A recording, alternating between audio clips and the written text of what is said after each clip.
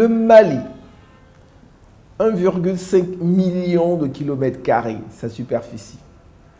3 fois la superficie de la France.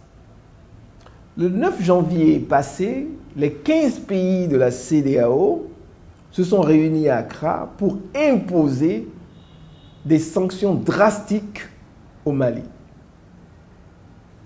Plus de flux financiers bancaires, donc l'argent ne circule plus. Fermeture des frontières, possibilité d'intervention militaire.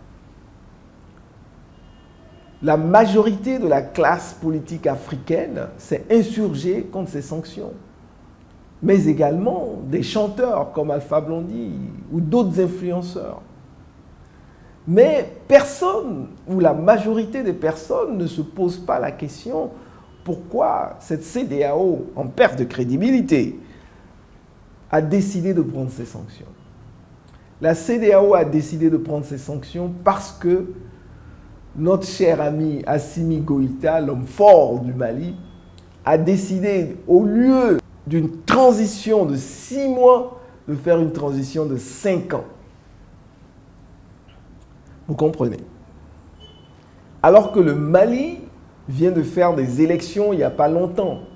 Donc les cartes d'électeurs sont déjà émises. Il suffit juste de nettoyer le fichier électoral. Pour moi, il y a 3 solutions ou 3 éléments qu'il faut regarder au Mali. Je déplore les sanctions. La population malienne va souffrir et j'appelle la CEDEAO à réduire l'effet des sanctions. Mais il y a 3 éléments qu'il faut voir sur le Mali. Le premier élément, c'est comment est-ce que l'homme fort du Mali abandonne son projet de faire une transition de 5 ans pour revenir à une transition peut-être de 1 an ou de 2 ans. Je pense que c'est la première chose à faire. Et que cette réduction de la transition de 5 ans à 1 an ou 2 ans puisse amener la CEDEAO à revoir à la baisse certaines des sanctions. Le deuxième élément, c'est comment est-ce qu'on arrive à faire en sorte à prévenir les coups d'État en Afrique.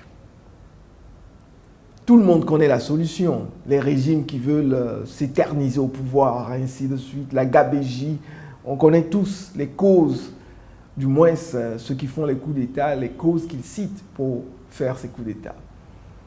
Mais nous devons travailler sérieusement pour trouver des solutions pragmatiques sur comment est-ce qu'on évite ou on prévient les coups d'État.